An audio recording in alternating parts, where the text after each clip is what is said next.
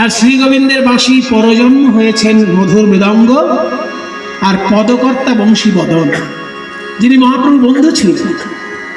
মহাপ্রভুর বন্ধু বংশীবদন চট্টোপাধ্যায়, সেই বংশীবদন পদকর্তা, তিনি বাঁশির আদ্যপান্ত বৃত্তান্ত পদাবলীর মধ্যে দিয়ে লিখেছে, কারণ তিনি নিজেই পূর্বজন্মের বাঁশি ছিলেন।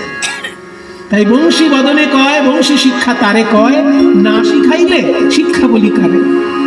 তাহলে অষ্টম রন্ধ্রে রাধার নাম গায় কৃষ্ণ, তাহলে রাধারানী যদি বাঁশি শেখেন, তার অষ্টম রন্ধ্রে কৃষ্ণ নাম বাজে। তাই বাজাও, মুরলী শিখিলে যদি শিখাও দেখি শুনি, নানাবিধ রাগ গাও মিশায় রাগিনী, বাজে রে বাঁশি বৃন্দাবনে, বাজে রে বাঁশি বৃন্দাবনে।